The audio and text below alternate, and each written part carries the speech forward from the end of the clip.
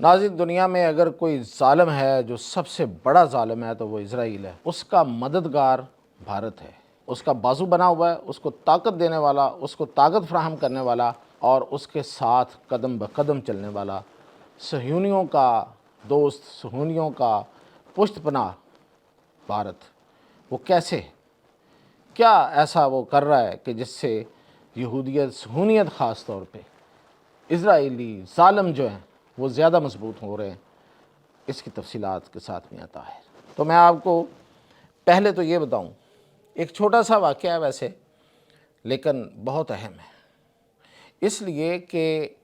ایران نے ہمیشہ بھارت کے ساتھ بہت اچھے تعلقات رکھے۔ ایون اگر آپ دیکھیں تو پاکستان کے ساتھ جب بھارت کی جنگ ہو رہی تھی تو اس وقت بھی ایران نے بھارت سے بگاڑی نہیں، ہمارے پاس آیا ایران، ہمارے پاس چل کے آیا، ہمارے ساتھ اس نے اپنی محبت کا، جو دیرینہ محبت ہے، جو دوستی ہے، جو بھائی بندی ہے، اس کا اظہار کیا،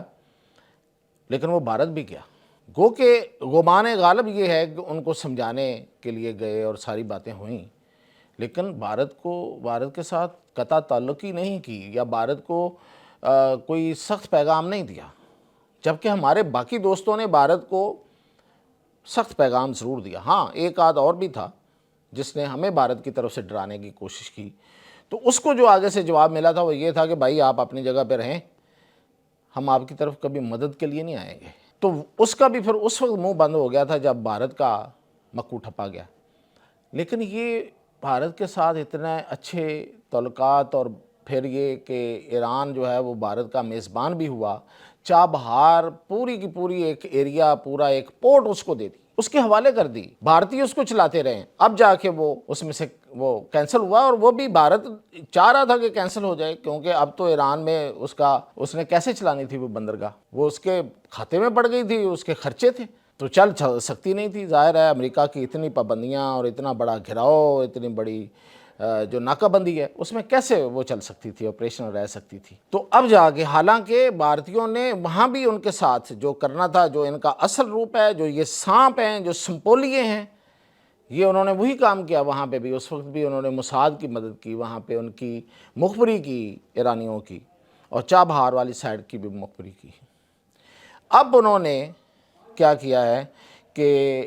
اسرائیل کے کہنے پہ ایران کے 3 ٹینکر، آئل ٹینکر پکڑے ہیں۔ اس وقت ایران کو آکسیجن کی ضرورت ہے۔ ایران کی جو ناکہ بندی جس طریقے سے کی گئی ہے، اس کا مقصد یہ ہے کہ اس کا معاشی حقہ پانی بند کر دیں، یعنی کہ معاشی طور پہ اس کو بالکل کٹ آف کرنا۔ یہ امریکہ کی پالیسی ہے۔ اس کو پتہ ہے کہ اندر سے جو صورتحال ہے اس وقت ایران میں،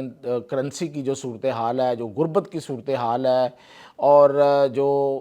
اگر ایران خود فوڈ باسکٹ نہ ہو تو پتہ نہیں کیا ہو چکا ہوتا اب تک، لیکن ظاہر ہے کہ کرنسی بالکل ہی فارغ ہوئی ہے ان کی، تو اس وقت جو معاشی طور پہ کرپل ہے، اور لوگ اس لیے تو باہر نکلے تھے۔ تو یہی چاہتا ہے، اور ان حالات میں بجائے اس کے کہ یہ اس کا ساتھ دے، کہ جب وہ تھرو آؤٹ ایران جو ہے وہ بھارت کے ساتھ رہا ہے، بلکہ ان کے تو اسٹریٹجک تعلقات بھی رہے ہیں، تو اس نے آج جو ان کی کوئی جا رہے تھے، کوئی آئل ٹینکرز جا رہے تھے کہیں، اور اس سے ان کو ظاہر ہے کہ اس کے نتیجے میں انہیں کچھ سرمایہ مل جانا تھا، تو ان کی سانس بند کرنے کے لیے اسرائیل کے کہنے پہ وہ آئل ٹینکر بھی روک دیے، ان کو پکڑ لیا، اور پکڑ کے اب وہ ڈھول تاشے بجا رہے ہیں کہ دیکھیں ہم نے پکڑ لیے۔ یعنی کہ اسرائیل سے اپنی دوستی ان کو عزیز ہے، اتنی پرانی دوستی ایران کے ساتھ ان کو عزیز نہیں ہے۔ دراصل کیا ہے کہ یہ زائنسٹ کا ساتھی ہے، یہ صہیونیت کا ساتھی ہے، یہ اسرائیل کی اس طاقت کا ساتھی ہے جو مسلمانوں کو کچلنا چاہتی ہے۔ دونوں کا ایک ہی مقصد ہے، مسلمانوں کو کچل دینا، مسلمانوں کو مٹا دینا۔ وہ تو نعرے لگاتے ہیں نا اسرائیلی، تو یہ ان کے ساتھی یہاں بھی نعرے لگتے ہیں، یہ بھی مسلمانوں کے خلاف ہی نعرے لگاتے ہیں۔ تو یہ ایک ثبوت دیا، اور دوسرا میں آپ کو اس سے بھی بڑی بات بتاؤں، وہ یہ ہے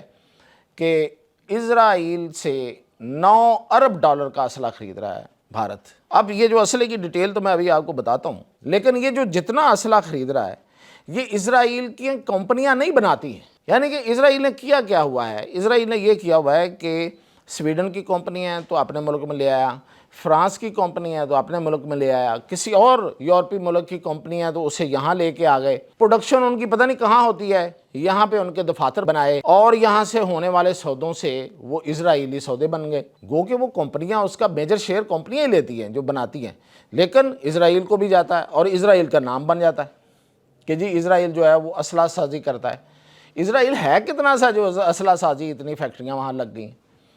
تو یہ تو ساری دنیا پول کی ہوئی ہے نا، اس نے اپنی وہ جو اس کا جو جس طریقے سے وہ فرنگ کی دنیا ہے، یہ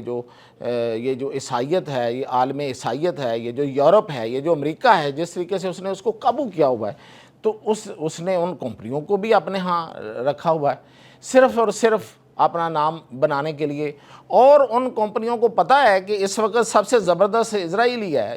اس کے پیچھے امریکہ ہے، تو وہ بھی اپنا سودا بیچنے کے لیے وہاں آگے دفاتر بنا لیتی ہیں، ان کا بھی کیا ایشو ہے۔ تو اب یہ اسلحہ جو میں ابھی آپ کو بتانے والا ہوں، یہ سارے کا سارا اسلحہ اس کو فرانس سے ملتا ہے، اور فرانس سے یہ بہت چیزیں لیتا ہے جو بھارت ہے، تو دوبارہ سے فرانس سے جا کے لینے میں کیا حرج تھا، وہیں سے جا کے لے لیتا۔ ایک بات تو انہیں کسی نے سمجھائی ہے تو شاید وہ اس پہ چل رہے ہیں کہ دیکھیں ہمیں یہ جو باندھ کا اسلحہ اٹھاتے تھے نا، کہیں روس سے اٹھا لیا، کہیں فرانس سے اٹھا لیا، کہیں اسرائیل سے اٹھا لیا، کہیں اور کسی ملک سے لے لیا، تو اس سے یہ تھا ان کو یہ نہیں پتا تھا کہ اسلحہ چلانا کیسے، یہ اکٹھا ہی کرتے تھے، مطلب ڈرائنگ روم میں سجانے کے لیے۔ ان کا خیال یہ تھا کہ یہ جو ڈرائنگ روم میں ہم نے اسلحہ لگایا ہوا نا، اس کو دیکھ کے کوئی ڈر جائے گا، لیکن جب چلانے کا وقت آیا تو پتہ چلا کہ نہیں، چلانے کے لیے اسلحہ بھائی کچھ اور ہوتا ہے، اس کا طریقہ کار اور ہوتا ہے۔ پلیٹ فارم ایک بنانا پڑتا ہے، یعنی کہ اگر آپ کا جو ہوائی جہاز یا فائٹر ہے وہ آپ کے راڈار کے ساتھ، اور راڈار آپ کا میزائل کے ساتھ، اور میزائل آپ کا ایئر ڈیفنس سسٹم کے ساتھ، اور پھر وہ ٹینک کے ساتھ، اور پھر ڈرون کے ساتھ لنکڈ نہیں ہے آپس میں، یہ ان کی لنکیج جو ہے نا آپس میں، یہ بہت ضروری ہے آج کے دور میں، نئی جنگ میں، جس کو پاکستان نے ڈسکور کر لیا ہوا تھا۔ اور پاکستان نے اگر کوئی اسلحہ لیا ہے تو وہ چائنا سے لیا ہے زیادہ تر، پہلے سے امریکہ کا اسلحہ جو پہلے سے موجود تھا اس سے تو وہ اس کی اچی بچی سے واقف، اس کی راگ سے جسے کہتے ہیں وہ واقف ہے۔ تو بعد میں جو چائنا سے لیا وہ کٹھا بنایا، بیٹھ کے دونوں نے کٹھے بیٹھ کے بنایا، اچھا اس طرح بنانا، یہ بنانا، ہمارے انجینئر شامل تھے، اس کی بھی ایک ایک چیز کا واقف، کیسے چلے گا، کون سا اسلحہ کس طرح بیہیو کرے گا، اس کو کس ہماری چیز کے ساتھ کون سی چیز لنک ہوگی اور کون سی نہیں ہوگی، اس کو کرنا ہے۔ پھر اگر ٹرکی سے بھی لیا تو ٹرکی کے ساتھ بھی ہمارا اسی طرح کا تعاون ہے، ہمارے انجینئرز کٹھے بیٹھ کے بناتے ہیں۔ لیکن انڈیا کا ڈس ایڈوانٹیج یہی تھا کہ خرید لی، مہنگی خریداری کر لی، ادھر سے مہنگا یہ بھی خرید لیں، ادھر سے مہنگا یہ بھی خرید لیں۔ وہ آپس میں اسے کہتے ہیں کنفیگرڈ نہیں تھے، آپس میں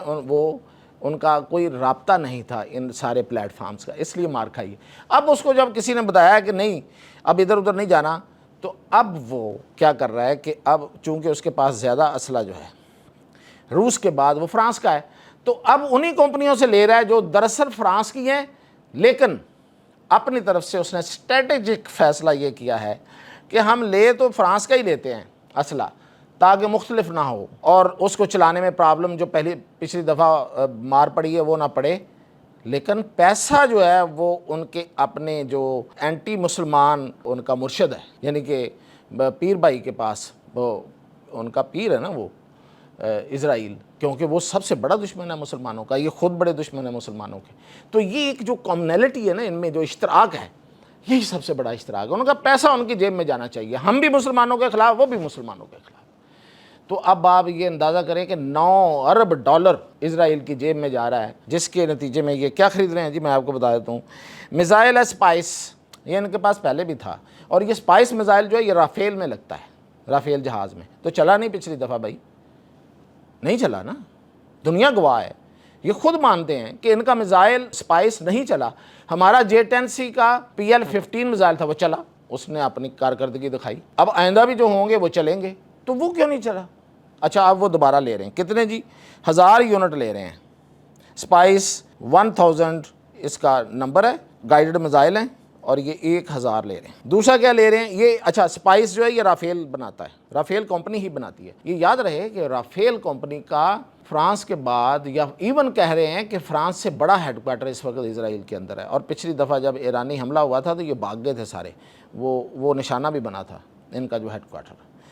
دوسرا یہ لے رہے ہیں جی ایک لانگ رینج میزائل ہے، ایئر ٹو سرفیس میزائل ہے ریمپیج، یہ بھی فرانس کی کمپنی بناتی ہے۔ تیسرا ہے جی ایئر لورا، یہ سپر سونک میزائل ہے، ایئر لانچ بیلسٹک میزائل ہے، ایئر سے لانچ ہوتا ہے بیلسٹک میزائل ہے اور یہ سپر سونک ہے۔ اچھا بڑا میزائل ہے، طاقتور میزائل ہے، لیکن اگین اسرائیل نہیں بناتا اس کو، اسرائیل کے ذریعے فروخت ہوگا۔ تیسرا جی ان کا ایک کروز میزائل یہ خرید رہے ہیں، آئس بریکر اسے کہتے ہیں، یہ بھی رافیل کمپنی بناتی ہے، آئس بریکر کروز میزائل ہے۔ اور اس کے علاوہ ڈرونز، راڈارز اور سرویلنس، ہاں ڈرونز یہ خود بناتے ہیں، ان کے ڈرونز جو آپ کو یاد ہوگا کہ پاکستان میں آئے بھی تھے اور سارے کے سارے تباہ ہو گئے، کچھ حاصل بھی نہیں کر سکے، اور جو ان کا مقصد تھا وہ پاکستان نے حاصل نہیں ہونے دیا۔ تو یہ ہے بھارت اور اسرائیل کا گٹھ جوڑ، یہ ایک دوسرے کے ساتھ کس طرح ملے ہوئے ہیں، ایک دوسرے کی کس طرح پشت پناہی کرتے ہیں، کس طریقے سے ایک دوسرے کو مضبوط بناتے ہیں، اور جو اشتراک ہے، جو مشترکہ ان کا ایجنڈا ہے وہ مسلمان دشمنی ہے۔ اس پہ مزید ان کو بے نقاب کرتا رہوں گا، اجازت دیجیے۔